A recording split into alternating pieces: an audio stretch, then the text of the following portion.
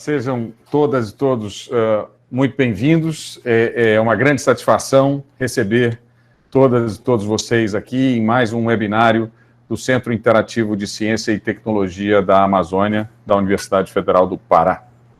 Hoje temos a grande alegria de receber o professor Pedro Rodrigues dos Santos Russo. Pedro Russo é licenciado em Física e Matemática Aplicada, mais especificamente em Astronomia, pela Faculdade de Ciências da Universidade do Porto, em Portugal.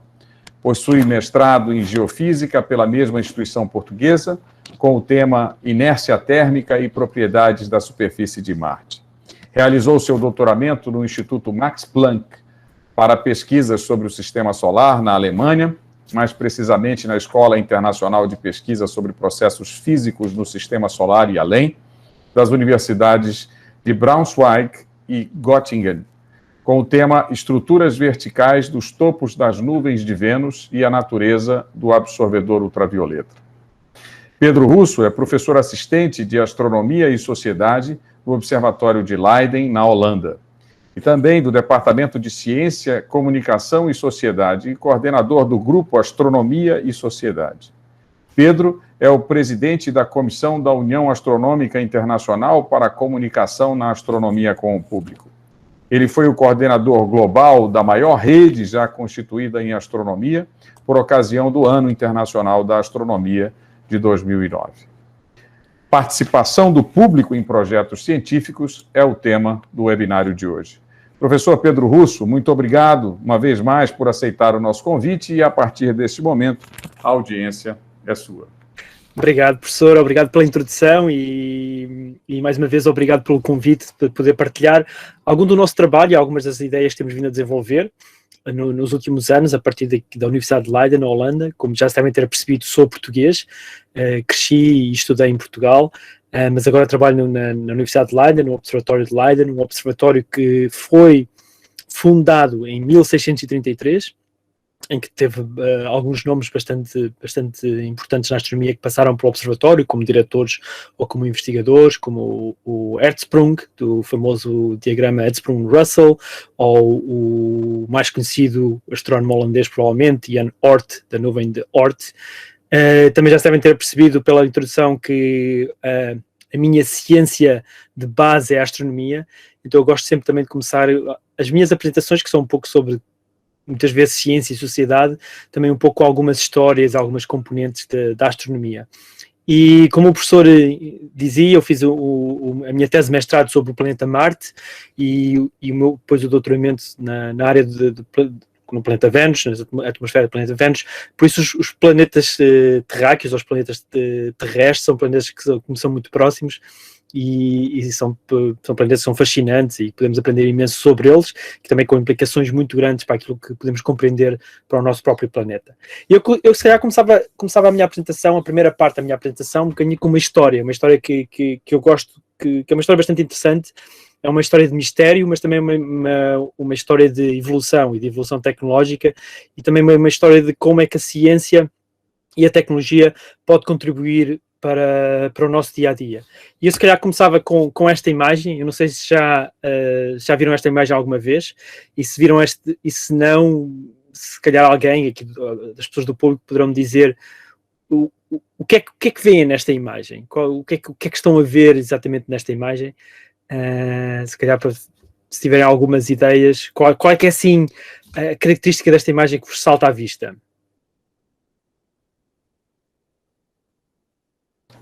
Essa é a imagem que as pessoas ficaram impressionadas realmente, que seria uma imagem que lembraria a figura de um homem, e quem sabe até de um homem, né, importante, famoso, né, na história da religião, etc. Sim, esta foi uma imagem da superfície do planeta Marte, uma imagem que foi obtida em 1976, ou seja, uma fotografia de 1976 de uma sonda norte-americana que estava em torno do planeta Marte. E quando tirou esta fotografia, observou o que parece quase ser uma face, não é? Uma cara na superfície de Marte. Isto na altura causou algum furor, foi capa de jornais e de revistas um pouco por todo o mundo. toda a gente perguntava o que é esta cara, o que é esta cara, o que é esta face em Marte, o que é que poderá ser, e houve de certa forma muita discussão, não na comunidade científica, especialmente na comunidade astronómica já sabia o que é que poderia ser, mas na comunidade, não sei, no público houve uma discussão muito grande sobre o que é que poderia ser esta face em Marte. Vamos ver se funciona.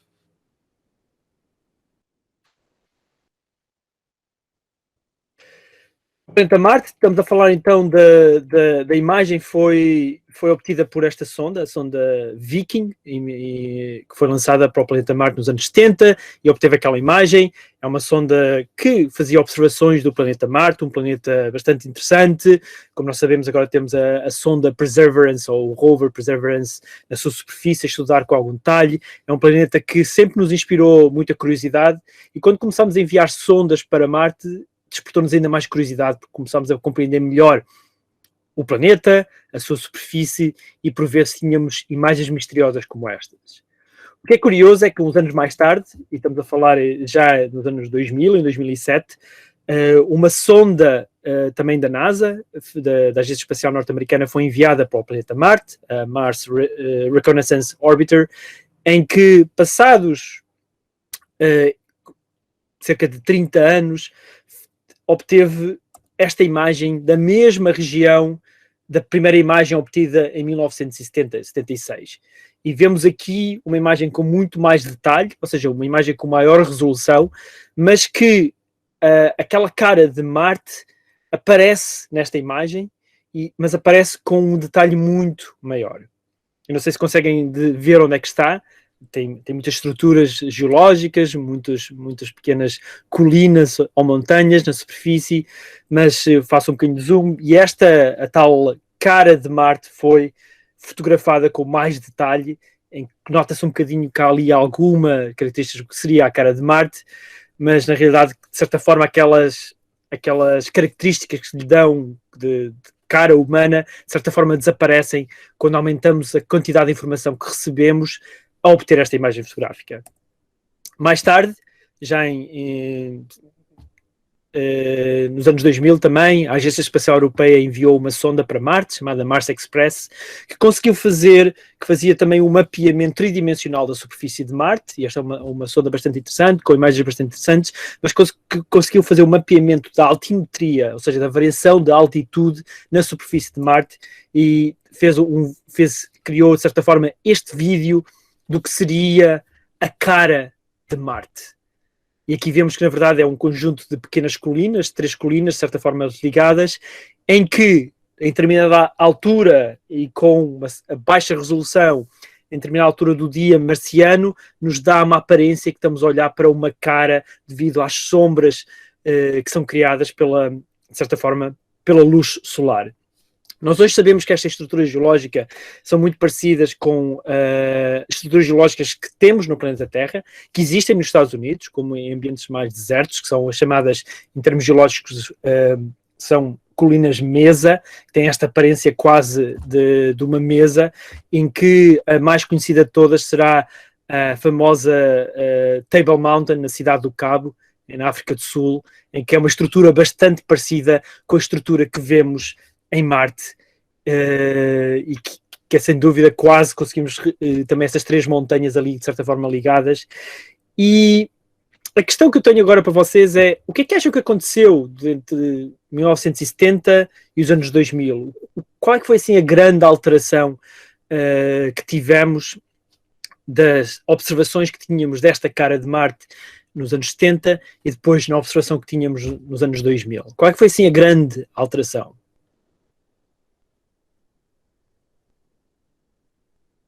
Alguém gostaria de sugerir algumas ideias? A resolução da imagem, talvez. A resolução da imagem. E porquê que achas que temos mais resolução? Qual é que foi assim a razão porque a resolução da imagem aumentou?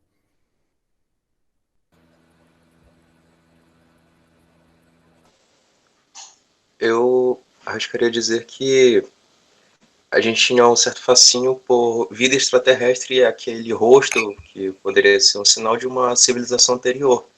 Então, captar agora que não é isso tira essa possibilidade, que pode ser um pouco triste, mas pelo menos é uma verdade melhor para trabalhar. Exato. E de certa forma também, se calhar comentando um bocado o que estavas a dizer, de certa forma, esse é o processo científico, não é? Embora nós na altura, os astrónomos sabiam que isto não era uma cara em Marte, não era uma construção de uma civilização extraterrestre que vivia em Marte, sabiam de antemão que era uma estrutura geológica, que era apenas um jogo de sombras, mas de certa forma, se pensarmos, criou-se uma hipótese que tínhamos uma cara em Marte, mas que com a ajuda de tecnologia mais avançada conseguimos provar que essa hipótese estava errada, que na verdade aquela cara em Marte não existia, era apenas uma montanha, e apenas uma montanha que, devido às condições de luminosidade, nos davam a aparência de uma cara. E o que nós vemos aqui é uma evolução tecnológica muito grande. Estamos a falar de décadas de evolução, mas o que vemos aqui é um aumento de resolução que só é conseguido porque também conseguimos ter mais tecnologia mais avançada, com câmaras fotográficas, com detectores de fotões, de certa forma, mais avançados, que nos permitem ter uma resolução e mais informação sobre a tal montanha na superfície de Marte. Se pensarmos um pouco, é que quando olhamos para esta imagem, o que acontece ali é quando vocês olham para esta imagem, é muito difícil perceber o que é que está nesta imagem. Vemos umas linhas pretas, mas quando adicionamos mais informação, quando temos detalhe sobre esta imagem, conseguimos a perceber que se calhar o que estamos a observar é um gato. Eu acho que o que é fascinante nesta história da face de Marte é esse fascínio que tínhamos pela civilização extraterrestre, mas acima de tudo o grande salto tecnológico que nós demos durante 20 anos. Passámos de uma imagem com muito baixa resolução para uma imagem com uma resolução altíssima, em que temos detalhe bastante grande da superfície de Marte e que conseguimos ver com bastante detalhe como é que são as montanhas em Marte. E se pensarmos que agora, nos dias que correm, temos robôs, rovers, a percorrer a superfície de Marte, eu acho que temos que ficar satisfeitos com o salto tecnológico que nós demos. E é um salto tecnológico bastante importante, porque se pensarmos que a tecnologia que usamos para obter estas imagens de Marte é uma tecnologia de detecção de fotões, detecção de luz, em que nós usamos componentes eletrónicos que chamamos CCD, e estes CCDs hoje em dia estão presentes em todo lado. Neste momento eu estou a falar com vocês porque existe um CCD na minha câmera, na minha webcam, e que me permite ter uma ligação com os meus colegas no Brasil. Mas se pensarmos que nos telemóveis, no celular que todos temos, e que a quantidade de CCDs, o meu que eu tenho aqui tem cerca de 3 CCDs nele, é impressionante pensar que se calhar foi devido a este salto tecnológico para obtermos uma melhor imagem da superfície de Marte, que hoje em dia podemos ter esta tecnologia nos nossos bolsos e podemos usar no dia a dia. E este é um exemplo bastante prático de como é que a ciência pode contribuir diretamente para a sociedade. O avanço tecnológico que nos permite, que nós exigimos, de certa forma, que nós precisamos para as observações que temos na astronomia, por exemplo, na observação do planeta de Marte, depois vão ter um impacto na sociedade e provavelmente vão ter um impacto, muitas vezes nem nos apercebemos qual é que é esse impacto. Eu acho que estas histórias, muitas vezes, nós temos que contar, temos que falar mais sobre os impactos indiretos que, muitas vezes, uma ciência fundamental como a astronomia pode ter na sociedade. No entanto, eu hoje gostava de falar um bocadinho sobre algumas das contribuições que a sociedade pode ter na ciência. Algumas contribuições práticas, reais e que acontecem e que podem ajudar em questões científicas. E se calhar a minha apresentação de hoje é um pouco em torno disso e vou falar um pouco sobre essas contribuições que nós temos da sociedade ou do público ou dos indivíduos que fazem parte da nossa sociedade em ciência. E aqui quando eu falo na sociedade ou em determinados indivíduos, estou a falar de pessoas que não têm formação académica, que não são investigadores, que não trabalham em instituições científicas e que muitas vezes contribuem para a ciência de uma forma quase como voluntários. temos uma comunidade muito grande na astronomia, que são os astrónomos amadores, que são pessoas que não têm uma afiliação académica, mas contribuem muitas vezes para a ciência, mas existem muitos outros tipos de contribuições. E eu hoje vou falar um bocadinho sobre isso, e vou falar um bocadinho dessa participação do público em processos de ciência e tecnologia, e quando eu falo nesta participação do público em processos de ciência e tecnologia, falo na participação do público em quase todos os passos do processo de investigação. Quando o público participa nessa investigação, nós chamamos de investigação participativa. Quando, por exemplo, o público ou indivíduos de uma certa comunidade nos ajudam a desenvolver perguntas de investigação, que nos ajudam, por exemplo, na recolha de dados, na análise de dados, na escrita das conclusões e até muitas vezes na comunicação. Tudo isto, o público, vou dar alguns exemplos, podem participar nestes passos todos da investigação. E muitas vezes nós esquecemos que essa participação pode ser mesmo ativa e importante. Hoje em dia, nesta investigação participativa pelo público, existe um novo conceito, que é o conceito de ciência cidadã, que se calhar é o conceito que tem sido mais usado nesta participação pública em processos de ciência e tecnologia. Eu vou falar um bocadinho sobre essa ciência cidadã. Por exemplo, quando pensamos em ciência cidadã,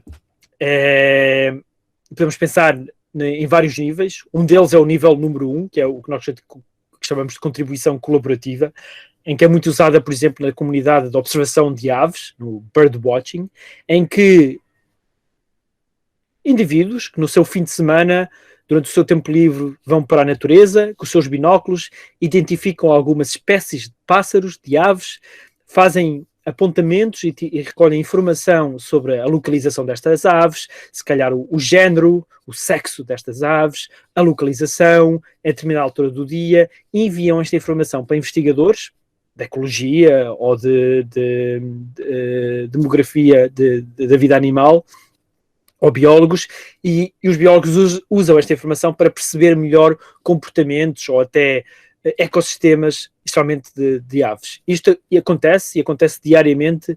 Existe uma comunidade muito grande, milhares de pessoas, um pouco por todo o mundo, que fazem contribuições reais para o melhor entendimento por exemplo, da migração de aves migratórias. O outro nível, que será este nível 2, que é esta análise distribuída, é quando pedimos a elementos do público, pessoas sem formação académica, que nos ajudem a fazer análise de dados científicos. Existe uma plataforma bastante conhecida, chamada Zooniverse. Eles fazem isto de uma forma muito, muito estruturada e muito bem feita. Começou com um projeto na área da astronomia, que nós chamamos de Galaxy Zoo, em que praticamente pediam ao público que fizesse análise visual de imagens de galáxias, e daí o nome Galaxy Zoo. Eles estavam a tentar perceber exatamente qual é que era a diversidade de galáxias que existia no universo, qual é que era a evolução de galáxias, em que forma é que evoluíam, e para isso houve uma determinada altura, há mais de 10 anos, que eles tinham uma quantidade de dados muito grande, que não conseguiam fazer essa análise com os alunos de doutoramento, alunos de doutorado, ou alunos de mestria, e então pediram ao público para ajudar. Eles mostram uma imagem e depois, com base nesta imagem, podemos ajudá-los a detectar, de certa forma, identificar esta galáxia. Se esta galáxia está a girar no sentido dos ponteiros dos relógios, se é ao contrário, se é uma galáxia espiral, se tem uma barra ou não. Ou seja, imensa informação que, de outra forma, os cientistas não conseguiam analisar. E na altura e ainda hoje é muito difícil ter um algoritmo que faça essa análise. Estão a melhorar muito, mas mesmo assim a nossa visão é melhor, e permitiu que os cientistas analisassem milhares, se não milhões de galáxias, graças à participação de quase 1 milhão de pessoas que participaram no Galaxy Zoo nos últimos 10 anos. Esta participação do público levou à publicação de mais de 100 artigos científicos com base nos dados analisados pelo público, que é um número fascinante e bastante grande. Hoje em dia, este tipo de análise tem evoluído bastante. A análise de imagens que está incorporada em jogos de computador, que se chama um bocado de gamification, que é tornar este processamento de dados científicos através de jogos de computador. Este é um jogo de computador que permite a análise de imagens através de um pequeno jogo em que, com a análise e identificação de pequenas características da imagem, quem está a jogar pode receber mais pontos, pode receber novas naves espaciais, pode subir de nível, etc. E ajuda bastante também porque ajuda os cientistas a identificar diferentes características das imagens. Por exemplo, esta é uma imagem de uma zona costeira, permite, por exemplo, ajudar os cientistas a identificar alguma erosão nesta zona costeira. Este tipo de jogos, e este mesmo jogo foi usado, por exemplo, em situações de desastre. Por exemplo, este é um caso do tsunami de cerca de 10 anos atrás no Japão, em que as imagens de satélite foram colocadas nesta plataforma logo a seguir ao tsunami e, de certa forma, os jogadores poderiam, enquanto estavam a jogar, identificar estruturas rodoviárias destruídas por causa do tsunami. Nós vemos aqui uma ponte que foi destruída, de certa forma, através do jogo, podiam identificar determinadas zonas destruídas ou zonas que foram afetadas pelo tsunami no Japão. Isto é, por exemplo, também faz parte do jogo, em que podem identificar outro tipo de zonas que estão a ser cultivadas, de erosão, de queimadas ilegais, etc. Existe esta forma do público ajudar na identificação de alterações através de mapas, é algo que tem sido usado em diferentes cenários e diferentes realidades. Por isso, estes níveis de participação em ciência cidadã foram, de certa forma, já catalogados. Há um artigo bastante interessante pelo Laurie Jensen, de certa forma, olha para estes diferentes níveis de participação.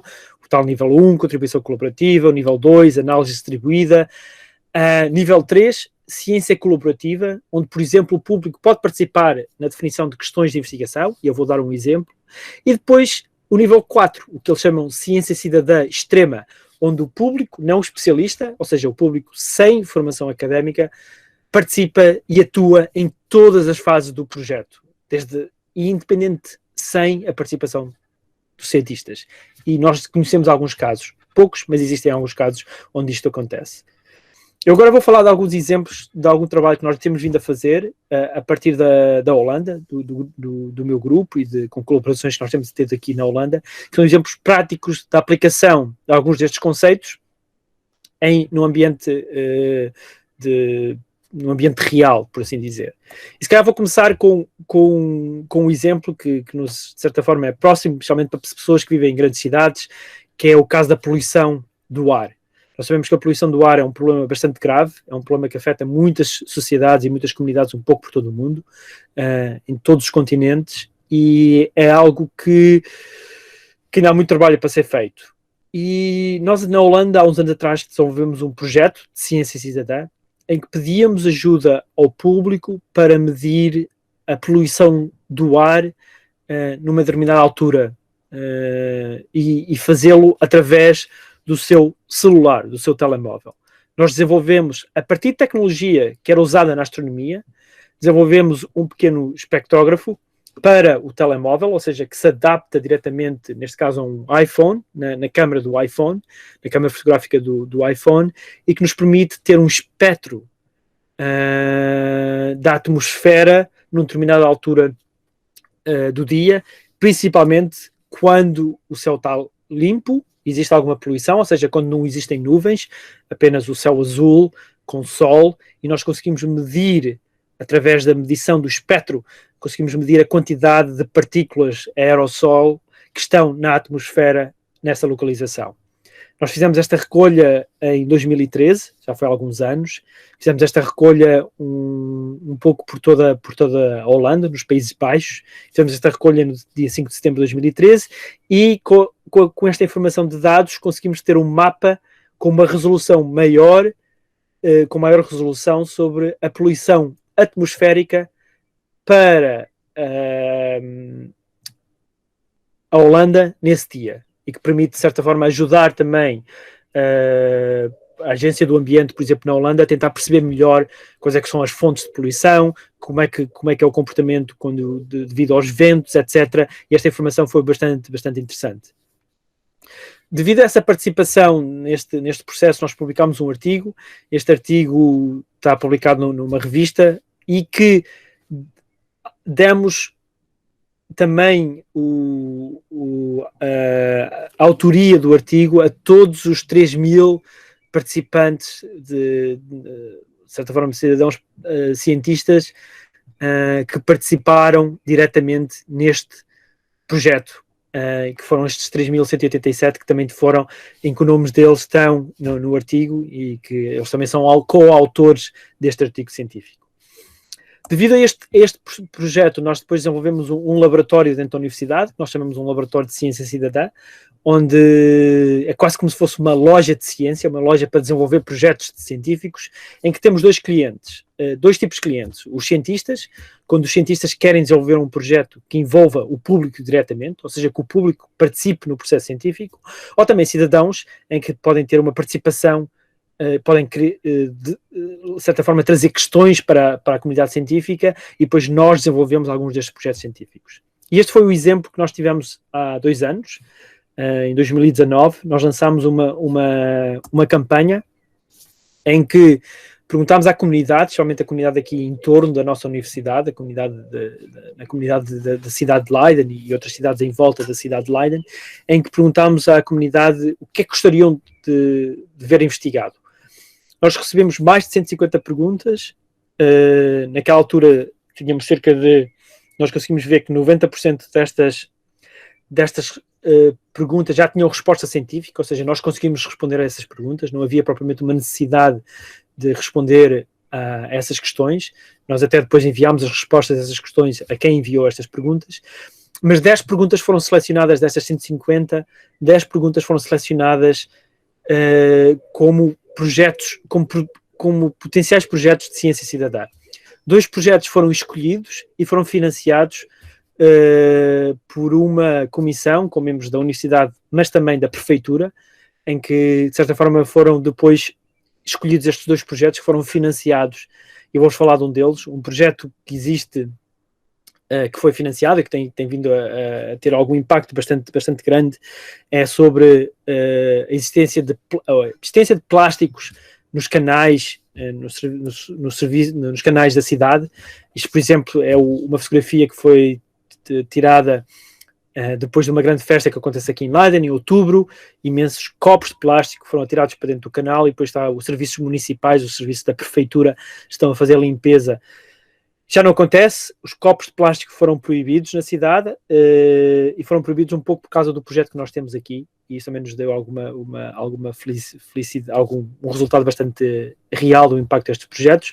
Mas este projeto é um projeto importante porque existe uma certa biodiversidade nestes canais e os plásticos têm um impacto muito grande nesta biodiversidade. A forma como nós fizemos o projeto foi, depois do projeto escolhido, nós fizemos sessões participativas, onde convidámos elementos do público, elementos da comunidade de Leiden, não cientistas, para virem sessões com cientistas e onde, em ambientes de cocriação, desenvolveram novos projetos e novas ideias que podiam ser implementadas em projetos. O projeto depois, para o qual evoluiu esta campanha, chama-se Plastic Spotters, e de certa forma o projeto está disponível no site. Vocês têm um site em inglês também, não só em holandês, mas que permite ao público fazer a recolha direta da observação de plástico nos canais na cidade de Leiden. Ou seja, alguém vê uma garrafa de plástico em determinado sítio, tira uma fotografia, essa informação fica disponível numa base de dados. Existe depois essa base de dados, e nós vemos aqui algum exemplo dessa base de dados, tem imensa informação que depois cientistas da comunidade da Universidade de Leiden, da área de ciências do ambiente, fazem análise dessas imagens, tentam perceber a origem, tentam perceber qual é que é para onde é que estes plásticos vão ser enviados através dos diversas vias aquáticas da cidade, e de certa forma também tentar perceber onde é que tem que atuar e fazer uma recolha mais específica destes plásticos para ter um impacto menor no ecossistema da cidade. Outro projeto bastante parecido, mas foi desta forma, de certa forma, desenvolvido em Portugal, e este é um projeto da plataforma de ciência aberta, em que é uma plataforma, vocês veem o edifício, num ambiente rural, bastante afastado do centro urbano, e de certa forma fizeram um processo bastante semelhante ao processo que foi feito na Holanda, e aqui para dar 2 exemplos, mas bastante parecidos, em que, de certa forma, este ambiente levou ao desenvolvimento de um projeto bastante parecido, que nós chamamos os rios potáveis, e de certa forma também fazem uma análise da qualidade da água na comunidade, e essa análise e recolha de informação, e nós vemos aqui um exemplo dessa recolha feita por miúdos, ali com o prefeito também do município, e de certa forma o projeto da Holanda depois foi também utilizado aqui nesta comunidade em Portugal, e também houve aqui a recolha de informação sobre a qualidade da água e a quantidade de plásticos neste rio em Portugal. Então, se calhar, quando nós pensamos um bocadinho, agora se calhar já para terminar, e para também darmos um bocadinho de tempo para algumas perguntas e algumas questões, quando pensamos muito na divulgação da ciência ou no ensino das ciências, pensamos muito nesta ideia da literacia científica, onde queremos que o público, se calhar um pouco ligando ao que o professor falávamos antes de começarmos esta sessão, em que, de certa forma, muita da comunicação de ciência ou da divulgação de ciência que nós fazemos é com base neste modelo de literacia científica, onde nós vamos apresentando factos ao público, vamos dando informação ao público num modelo quase unidirecional, em o que está a acontecer de certa forma aqui, eu estou a fazer uma apresentação, estou a dar uma palestra, vocês estão a receber essa informação, algo que é muito usado no ensino, um ambiente bastante tradicional. Depois, na divulgação de ciência, nós falamos também muito da compreensão pública da ciência, em que já é o outro nível, em que já há, de certa forma, uma tentativa de mostrar ao público como é que a ciência funciona, qual é que é a compreensão desses processos da ciência, o que é o método científico, porque é que precisamos de enviar sondas para Marte, como é que funciona um reator nuclear, o que é o DNA, o ADN, como é que podemos fazer um PCR para sabermos se temos o coronavírus ou não. Ou seja, essa parte da compreensão do processo da ciência, que nós chamamos de compreensão pública da ciência.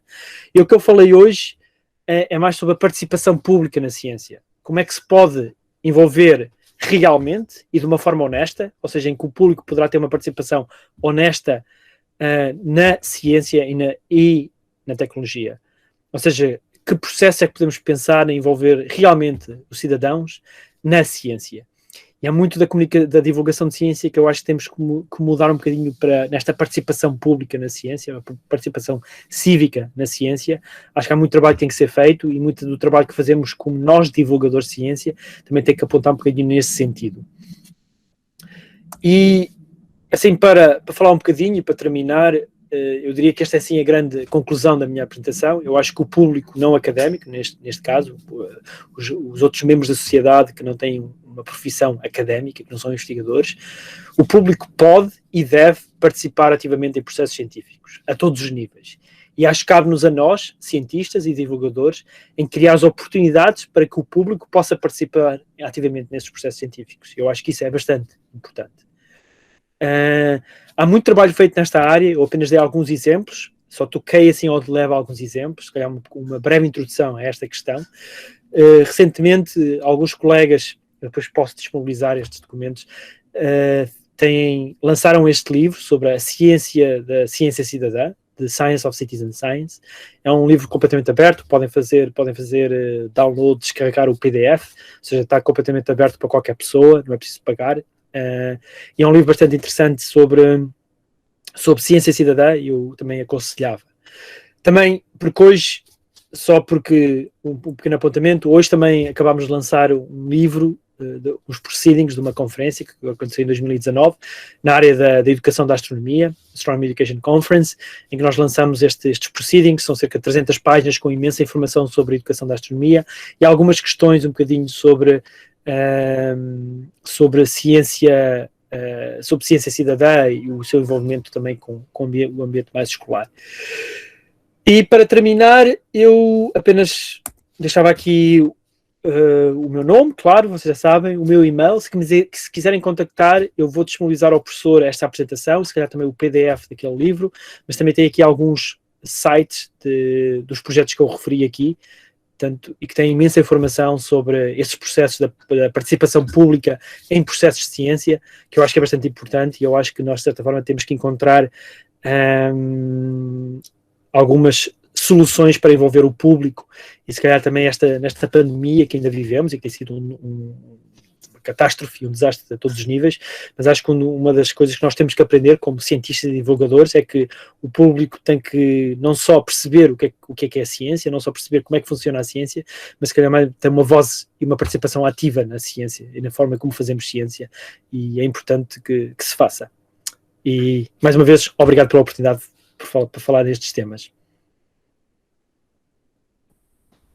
Pedro, em primeiro lugar, somos nós que agradecemos muitíssimo pela sua palestra e eu então peço, antes de prosseguirmos, que todas as pessoas aqui liguem seus microfones para que nós possamos, então, em retribuição, dar uma salva de palmas.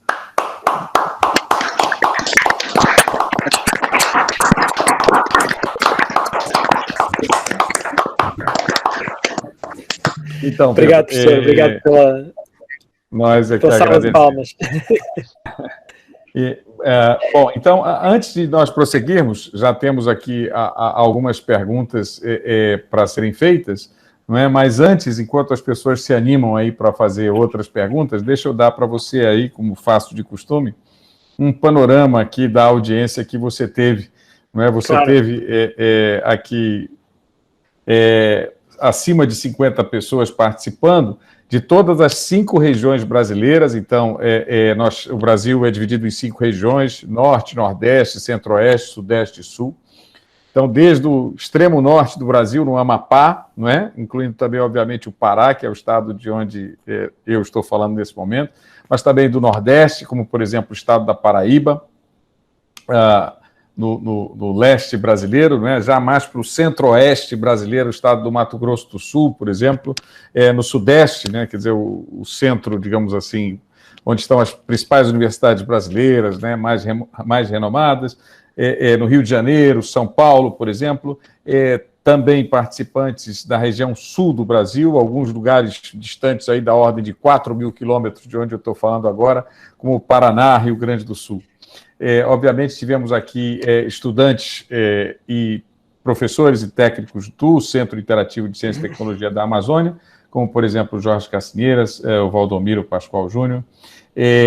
O estado do Pará é grande, da ordem aí de tamanho de alguns países pequenos, obviamente, europeus, né?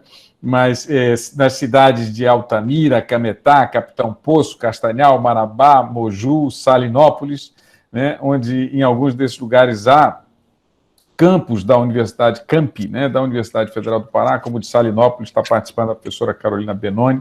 Temos estudantes e professores de outras áreas do conhecimento, para além da física, né, além das ciências naturais, como, por exemplo, a biologia, a pedagogia, né, como citar aqui o professor Marcos Vinícius Domingues, da zoologia, Ronaldo Silva, Vanessa Brito, da agronomia. E também gente aí, professores, estudantes de graduação e pós-graduação do Brasil inteiro, apenas para citar alguns, o professor Argemiro Midones, do Instituto de Física, Instituto Federal do Amapá, Cláudio Furukawa, da USP, Denise de Mello, da Unesp de Bauru, em São Paulo, Elisângela Mortari, da Universidade Federal de Santa Maria, no Rio Grande do Sul, Gabriel Vasconcelos, da Universidade Estadual da Paraíba, no Nordeste, Marta Feijó, da Universidade Federal do Rio de Janeiro, Simone Tavares, de Sorocaba, em São Paulo, e assim por diante. É bastante gente, né? Eu vou agora abrir para as perguntas, né? Eu tenho algumas perguntas aqui, mas, obviamente, né, vamos dar sempre prioridade para as perguntas da audiência. Então, vou começar aqui com o Ronaldo Ribeiro Silva. Ronaldo, você quer você mesmo fazer a sua pergunta ou prefere que eu leia?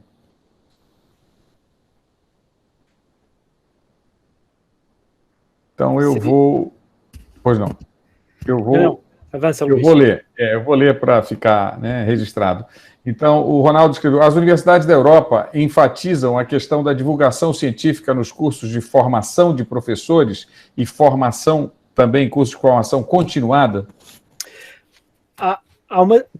De certa forma, há uma certa tradição, ou pelo menos em quase todos os países da Europa, neste momento, têm um curso de mestrado na área de comunicação de ciência, ou seja, é fácil encontrar uma universidade em quase todos os países europeus em que existe uma especialização avançada na área da comunicação e da divulgação da ciência.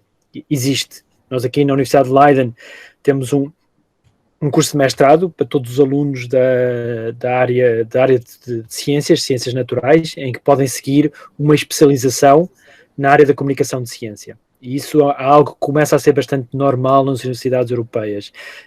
Acho que tradicionalmente é algo que também começou no Reino Unido, esta formação avançada nas universidades, mas agora em praticamente todos os países europeus isso acontece, essa formação avançada no ensino. As universidades, depende de caso para caso também a nível de formação de professores, geralmente de professores de diferentes níveis etários, como o ensino primário ou o ensino secundário. As questões científicas muitas vezes são abordadas e a divulgação também é abordada. No entanto, e se calhar isto é importante, se calhar também para o professor Ronaldo, existe os problemas que o professor Luís falava um bocadinho no início sobre muitas vezes havia a falta de ter um certo apoio para fazer divulgação de ciência por professores e investigadores, e isso também acontece na Europa. Nós vemos que há, de certa forma, uma falta de apoio institucional para investigadores fazerem e participarem em ações de divulgação científica. Isso acontece e há muito trabalho para ser feito nessa área, em que tem que se dar mais incentivos, e são incentivos a nível de carreira, são incentivos a nível de desenvolvimento de competências, para que mais colegas investigadores de diferentes áreas possam participar em projetos e em atividades de divulgação de ciência. Luís, acho que o professor Crispino está... Isso. Muito obrigado, então, Ronaldo, pela sua pergunta. Obrigado, Pedro, pela sua resposta. A próxima pergunta vem do Matheus dos Santos Barbosa da Silva. Matheus, você quer você mesmo fazer a sua pergunta e aproveitar e se identificar?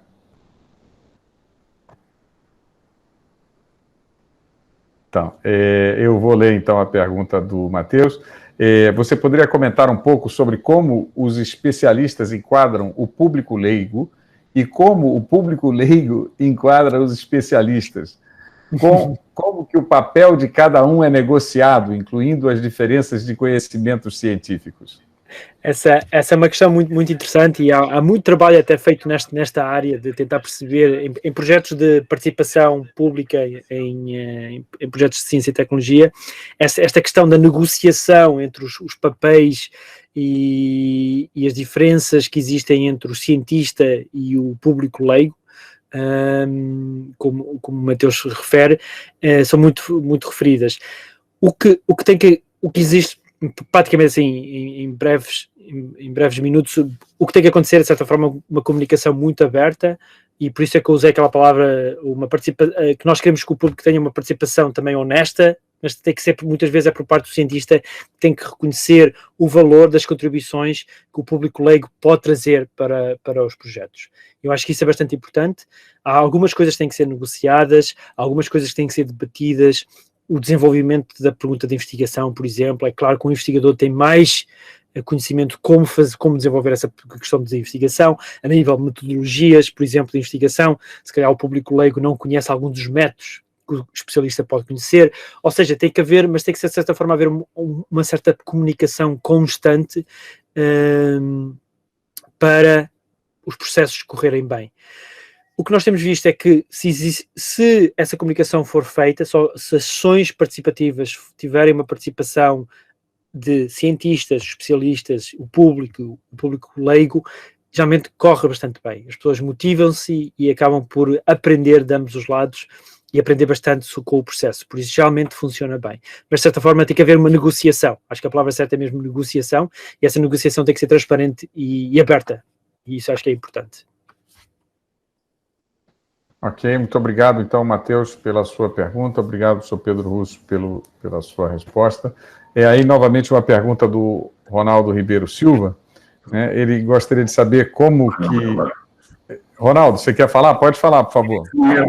Boa tarde, né? Primeiro, agradecer ao professor Pedro, né, por trazer essa contribuição da divulgação científica, né? Igual ele mesmo colocou, que se a Europa tem essa dificuldade, né, e ainda mais pelo arsenal de museus, né, da própria questão, né, do currículo europeu, no Brasil nós estamos bem engatinhando com essa questão, né, e a gente vê que a questão da alfabetização científica ela é fundamental para a formação do indivíduo como cidadão.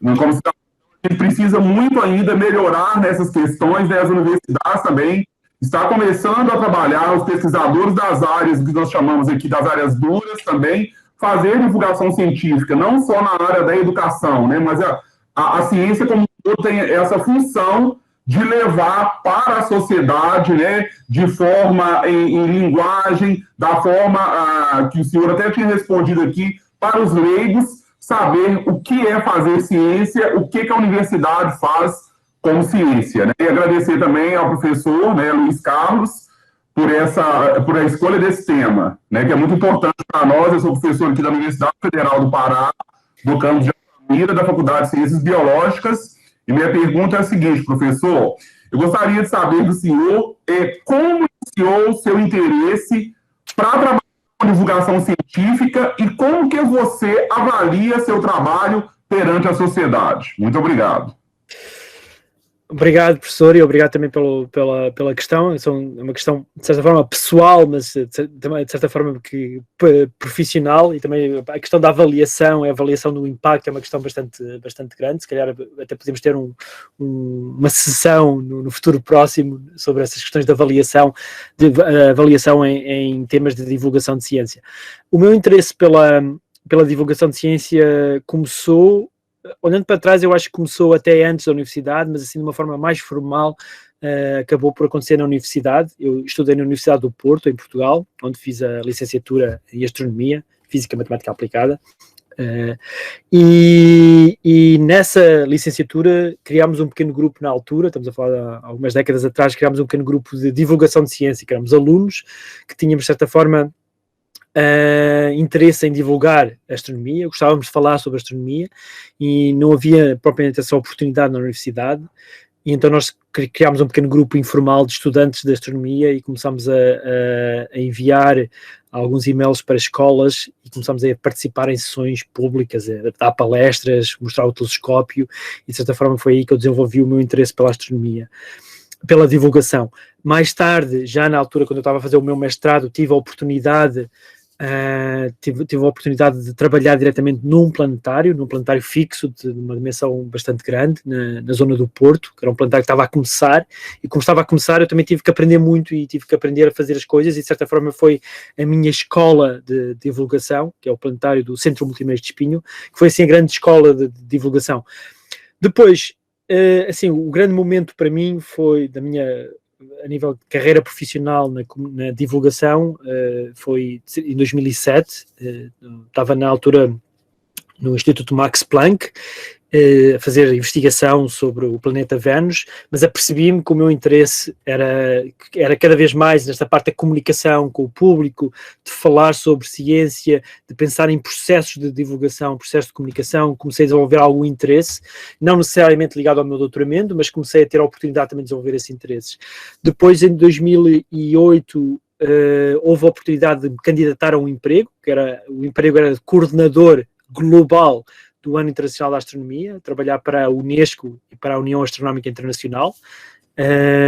Eu concorri ao emprego e, para grande surpresa minha, fui selecionado e tornei-me o coordenador global do Ano Internacional da Astronomia, que de certeza que alguns, especialmente as pessoas ligadas à astronomia aqui, têm um bocado de memória dessa grande celebração que tivemos em 2009, que eu tive a honra de coordenar, mas também o prazer de conhecer pessoas um pouco por todo o mundo. De certa forma foi a minha rampa de lançamento para a comunicação mais formal e mais profissional e divulgação na área da ciência, sempre um bocadinho especializado na astronomia, mas cada vez mais a tentar também ter algum impacto no meu trabalho noutras áreas e tentar também aprender de outras áreas, que eu acho que é importante.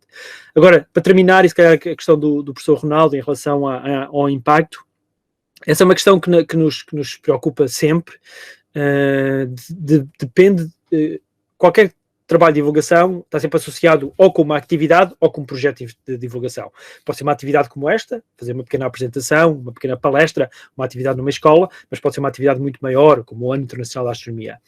as estratégias de avaliação são completamente diferentes, não é? Eu, neste caso, nesta questão da estratégia de avaliação para esta palestra, por exemplo, ou para este webinário, podia pensar um bocadinho sobre o que é que eu gostaria de saber, qual é que foi o impacto. Vocês agora, e para mim podiam ser duas coisas, por exemplo. Uma delas é aprenderam alguma coisa, aprenderam coisa que são os diferentes níveis de conhecimento, ou se calhar, mais interessante para mim, agora estão interessados em, se calhar, em pensar em processos de participação pública na ciência e tecnologia. Se calhar é esse que era mais interessante.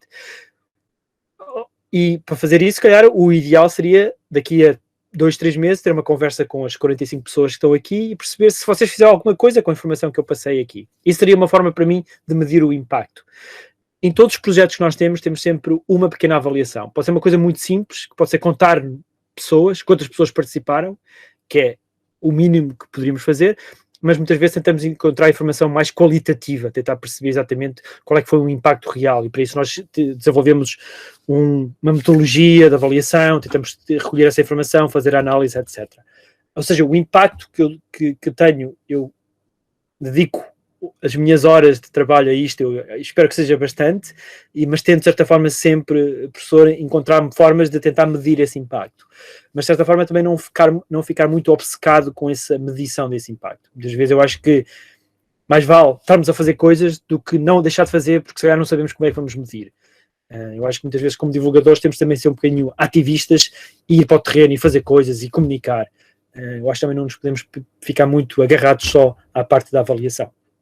Eu acho que não respondi à questão, mas acho que foi uma forma de falarmos sobre este tema, e esta questão do impacto é uma questão que é bastante interessante. Eu gostaria de, se calhar falar com o professor Ronaldo diretamente, ou noutra sessão, falarmos um bocadinho sobre esta questão da avaliação.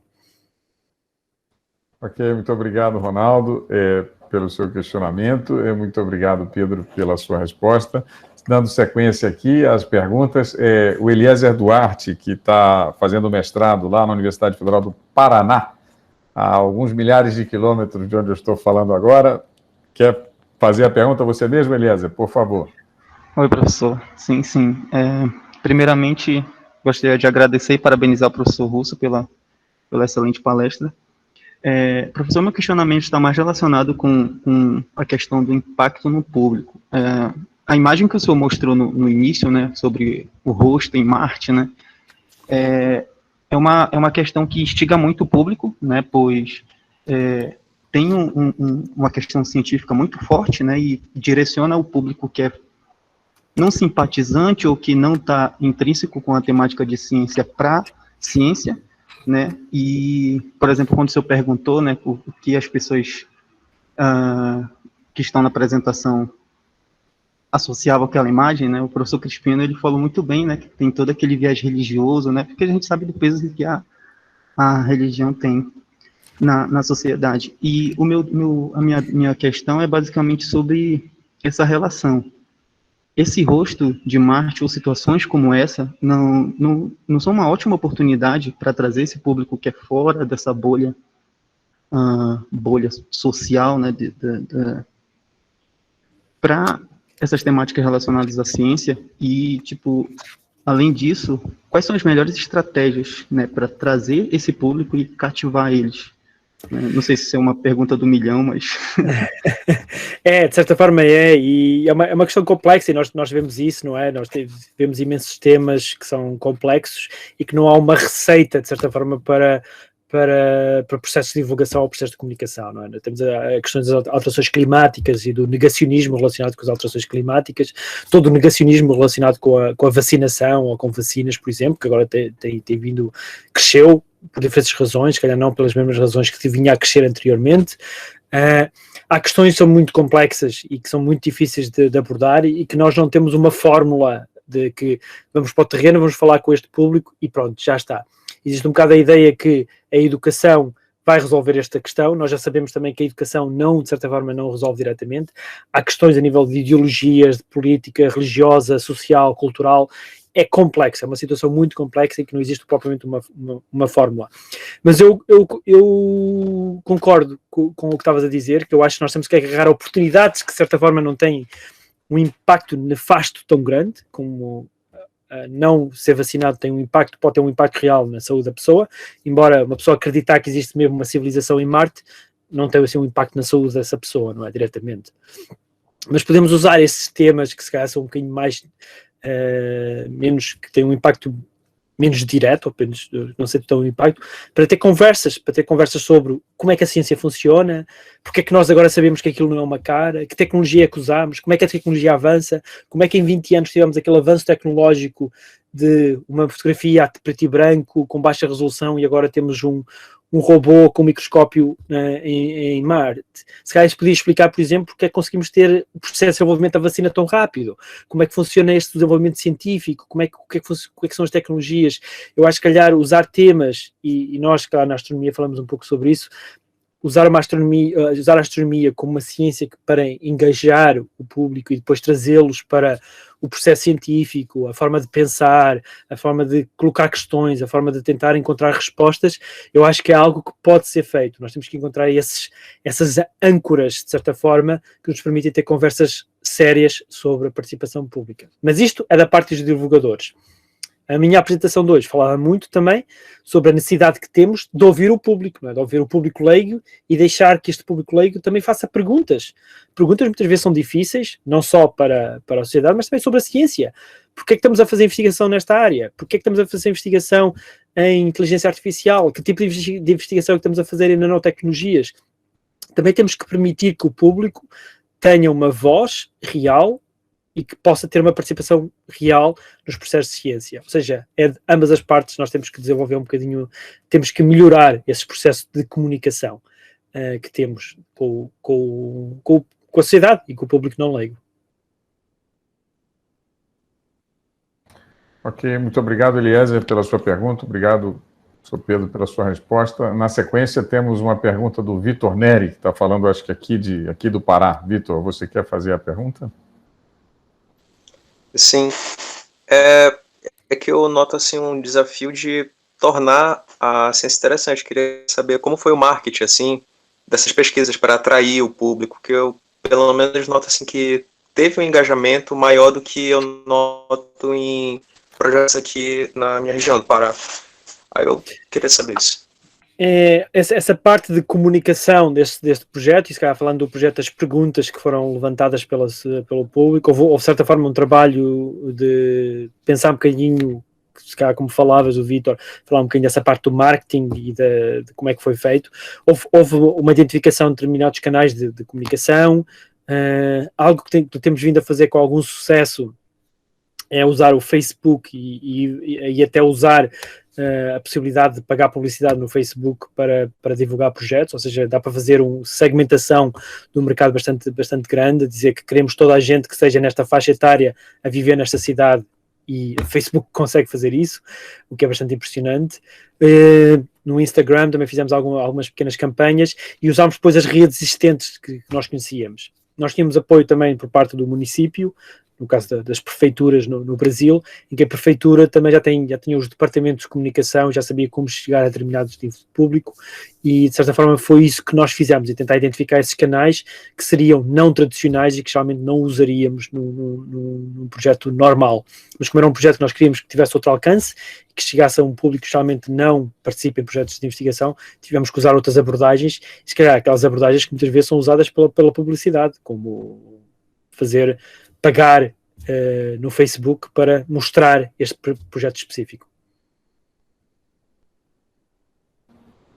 Obrigado, então, Vitor, pela sua pergunta. Obrigado, Sr. Pedro, pela sua resposta. A próxima pergunta, então, vem da Janaína Dutra, da Universidade Federal do ABC, em São Paulo. Janaína, você quer fazer a sua pergunta?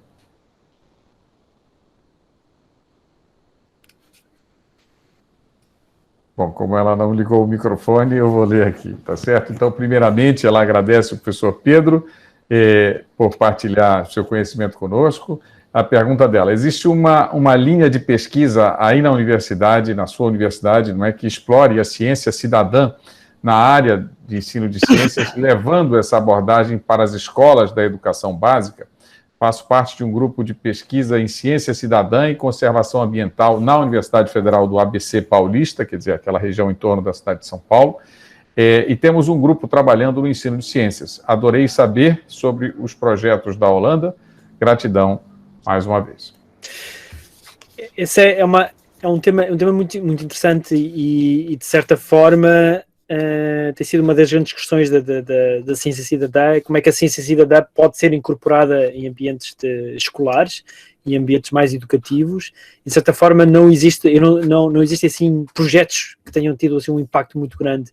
Alguns trabalhos têm sido feitos, algumas publicações têm vindo de projetos de investigação que foram feitos por alunos em ambiente de sala de aula, por exemplo, no ensino primário.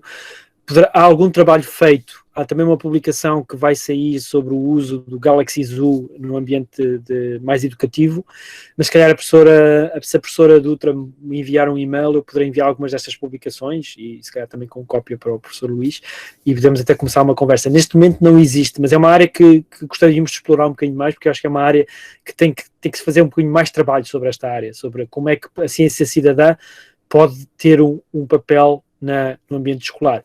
O projeto que eu falei em Portugal foi feito através da escola. As questões que foi levantada sobre a qualidade das águas nos rios foi levantada pelos professores, que depois trabalharam com os alunos, ou seja, um ambiente já na área escolar.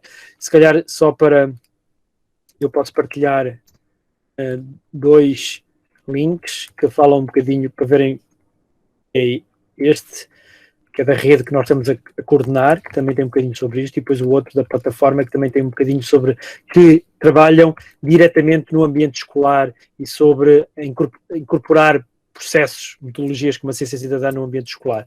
Mas ainda há algo que está em desenvolvimento. Ok, muito obrigado, então, Janaína, pela sua pergunta, professor Pedro, pela resposta.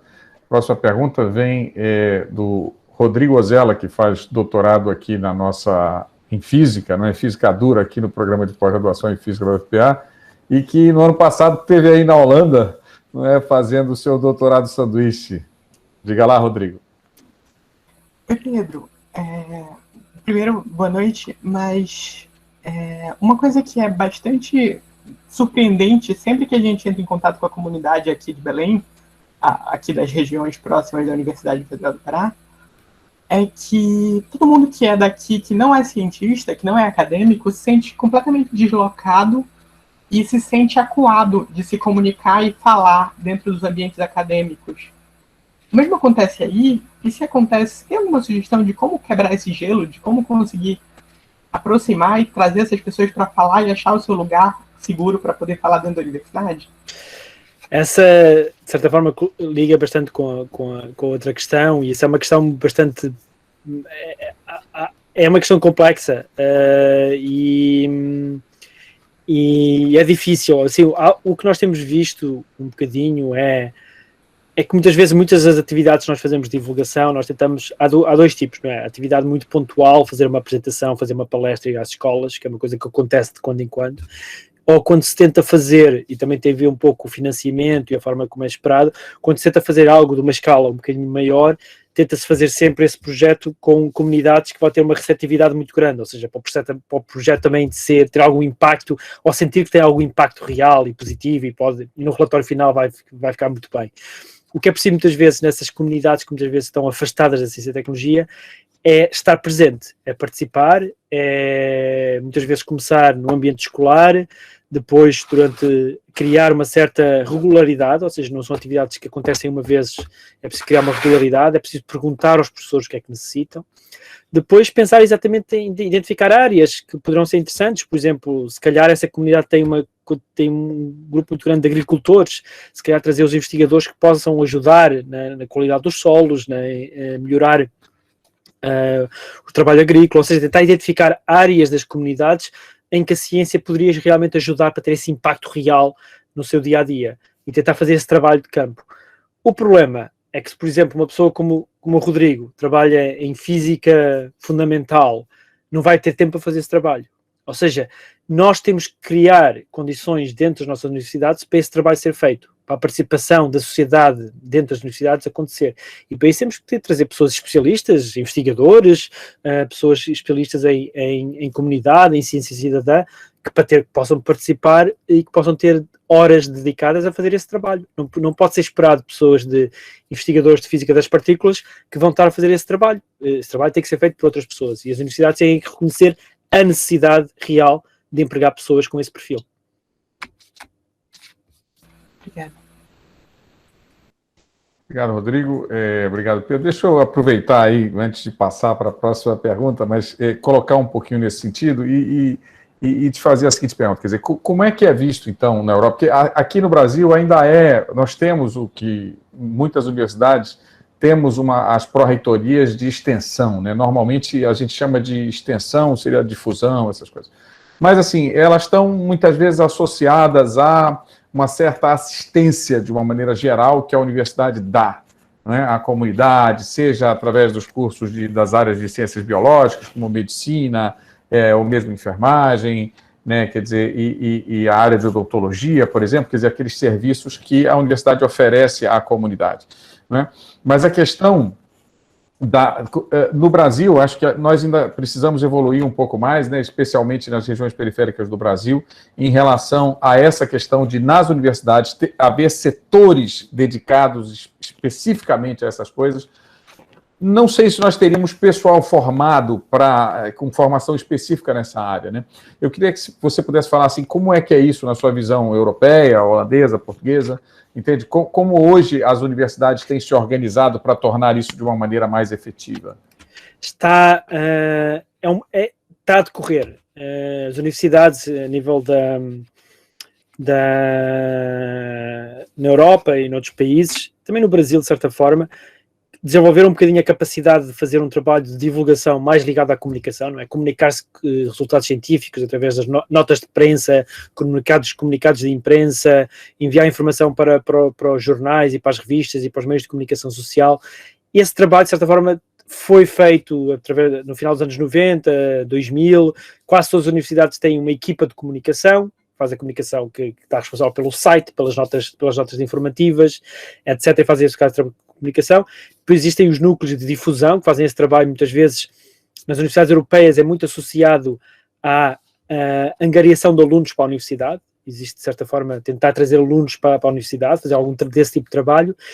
E depois existem algumas atividades que nós chamamos de divulgação, de fazer algumas apresentações aqui e acolá, algumas através nas escolas, mas são sempre naquele modelo tradicional da divulgação. Neste momento, e a maior parte dos estudos, de certa forma, não são estudos, mas a nível de políticas de gestão de ciência e políticas de gestão de universidades, aponta mais para uma direção em que há necessidade de criar condições para que os investigadores que queiram ter um papel ativo na sociedade possam ter, ou seja, que seja refletido também na sua carreira, não é? Que, por exemplo, se alguém fizer um trabalho em que há uma participação do público que demora 2 ou 3 anos, não vai ser penalizado porque, se calhar, publicou menos artigos científicos, que ainda é muito focado na publicação dos artigos científicos. Ou seja, criar todas essas condições é algo que ainda está a decorrer na Europa e nos Estados Unidos e provavelmente também no Brasil. Ou seja, há muito trabalho que tinha que ser feito. Começam-se a ver alguns casos, não é? Por exemplo, este laboratório de ciência cidadã é algo que nós, neste momento, passado 2 anos, temos uma pessoa que vai trabalhar provavelmente a tempo inteiro, mas demorou-nos quase 2 anos a ter essas condições para criar uma posição para esse trabalho. Parece uma coisa óbvia, mas não foi fácil ter essa pessoa numa universidade que tem um financiamento e que tem uma política aberta em relação à sociedade. Por isso, acho que vai demorar algum tempo até termos essas condições de uma participação real da sociedade em processos da ciência e das universidades. Muito obrigado. Então, vamos agora passar para a próxima pergunta, que vem da Jaqueliane Santos. A Jaqueliane é uma estudante daqui da Universidade Federal do Pará, faz mestrado profissional em um dos nossos institutos. Ela vive numa comunidade rural, né, no Moju, aqui na vizinhança, não é, próxima, mais ou menos, da cidade de Belém. Jaqueliane, você quer fazer a pergunta você mesma? Sim, professor, posso fazer. Professor Pedro, muito obrigado pela sua colaboração, pela sua palestra. A minha dúvida é, como docente, que pequenas ações eu posso realizar para contribuir com o avanço da divulgação científica nas escolas públicas do nosso país? Eu me referi a pequenas ações porque, como o Ronaldo falou e como foi muito bem dito, existem ainda muitas muitos passos ainda a serem dados no Brasil para que a divulgação científica possa se consolidar, mas eu me pergunto, como docente, que passos, que estratégias ou que ações eu posso desenvolver dentro do meu ambiente escolar para que eu possa contribuir com a divulgação científica. Essa é uma questão muito interessante. É claro que existe muita informação disponível sobre educação, na área da ciência e da tecnologia, existe muita coisa. Se calhar, algo que poderia ser interessante e que muitas vezes não é feito é tentar incorporar os pais em algumas das atividades. Há alguns estudos que mostram que a participação, que muitas vezes, de certa forma, os alunos até perdem interesse na ciência e tecnologia porque os pais acabam por não ter interesse e porque os pais acabam por, de certa forma, retirar algum desse interesse e dizer, isso não serve para nada, ciências isso não serve para nada, e de certa forma, se calhar, envolver os pais em algumas dessas atividades, não todas as semanas, mas de 6 em 6 meses ou de 3 em 3 meses, fazerem uma série de atividades relacionadas com ciência, em que os pais também têm uma participação, em que possam participar, possam vir, são convidados para ouvir uma apresentação de um cientista, para ouvir uma apresentação, para participar numa atividade, se calhar fazer algo que nos Estados Unidos funcionou durante alguns tempos, aquelas feiras de ciência em que os alunos mostram algum trabalho que tem sido feito, mas se calhar o grande impacto que a comunidade escolar poderia ter na divulgação da ciência é, de certa forma, abrir a escola à comunidade, para a comunidade também vir para a escola e aprender, de certa forma, também com o que se passa dentro da escola. E eu, se calhar, era isso que eu recomendava, era tentar abrir a escola à comunidade, especialmente aos pais, que serão, se calhar, mais fáceis de atrair. Ok, muito obrigado, então, Jaqueliane, pelo seu questionamento, muito obrigado, professor Pedro, pela sua resposta. Professor, eu acho que aqui nós já ultrapassamos em boa monta, não é, a 1 hora de palestra e de conversa, pelo que eu lhe agradeço muito. Mas antes de terminar, me permita fazer uma certa pergunta que a gente conversava um pouquinho antes, mas no sentido de lhe permitir colocar assim, a sua opinião sobre aquilo que eu falava no sentido de que, será que nós, enquanto cientistas, falhamos na divulgação científica? Quer dizer, será que, até que ponto, como é que a gente pode relacionar o nosso papel como cientistas e, ao mesmo tempo, divulgadores, em contraposição a todo esse movimento que nós vivemos no mundo de hoje, de anticientificismo, de negacionismo científico, de teoria da conspiração?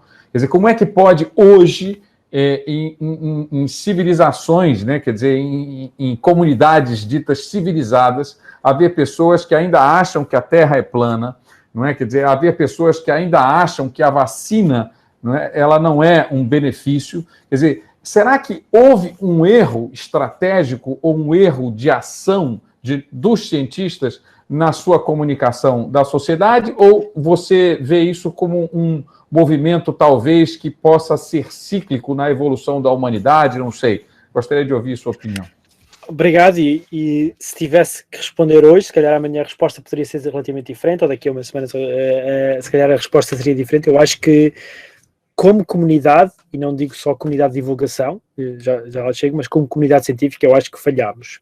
Mas a comunidade científica não funciona no vácuo, funciona em estruturas institucionais, neste caso universidades, que fazem parte da sociedade, que de certa forma refletem também a forma como a sociedade pensa, e de certa forma criamos esta forma quase elitista de olhar para o conhecimento, e essa forma quase elitista também de criar o conhecimento, que de certa forma tem sido muito difícil de quebrar, não é? Nós sabemos muito na literatura, nesta área da comunicação de ciência, falam-se muitas torres de marfim, das Ivory Towers, esta ideia que nós criamos que as universidades são algo que estão acima quase da sociedade, quase como semideuses, que de certa forma permitiram criar esse distanciamento bastante grande entre o conhecimento, entre a formação avançada, entre ser especialista e o que nós estamos a ver agora.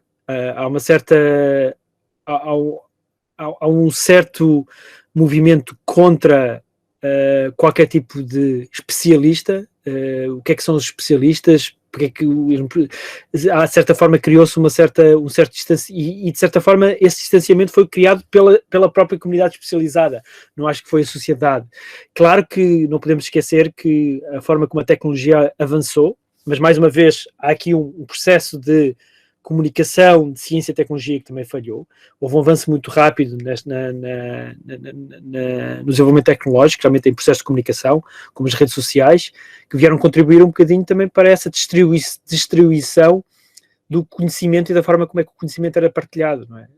Eu lembro-me que há cerca de 15 anos atrás falávamos um bocadinho como a internet 2.0, esta ideia que qualquer pessoa poderia criar conteúdos, uma coisa fantástica. Nós agora, passados 15 anos, olhamos para trás e estamos assustados, porque toda a gente parece que não há uma diferenciação das vozes, toda a gente tem uma voz e a voz tem a mesma opinião, enquanto antes havia uma certa seleção que muitas vezes falhou, não é? Nós deixámos muitas comunidades e minorias completamente afastadas, falhou, mas de certa forma havia uma certa seleção de como é que o conhecimento se passava, como é que era transmitido, como é que era alcançado. E, ou seja, muitas falhas aconteceram. E acho que muitas falhas que aconteceram deve-se à comunidade científica, às instituições onde essas comunidades também vivem, que fazem parte delas, e também ao nosso trabalho de divulgação. Mas o grande problema também é que o nosso trabalho como divulgador de ciência é uma gota no oceano. Nós somos muito poucos, não temos financiamento. O trabalho que os professores, como Jacqueline faz, não é considerado, é sempre algo muito difícil. Nós somos uma gota num oceano muito grande e tem sido uma luta constante nesta grande tempestade que temos vindo a viver, sem dúvida. Mas assim, acho que nós, como comunidade científica, acho que falhamos. Ok, Pedro. Olha, realmente nós somos muito agradecidos aí a você ter nos brindado, não é, com esse momento de hoje, essa partilha de conhecimentos e essa oportunidade, não é, que acabou tendo sido criada pela própria pandemia, que trouxe coisas terríveis, não é, e inimagináveis, não é, mas ao mesmo tempo trouxe essa possibilidade de nós nos reunirmos aqui numa mesma sala virtual, você na Holanda, eu aqui em Belém do Pará, e gente aí espalhada por esse Brasilzão enorme, tá certo? Então, muito obrigado, Pedro, e eu peço a todos que liguem seus microfones para uma salva de palmas final em retribuição ao professor Pedro Russo. Muito obrigado, Pedro. Obrigado.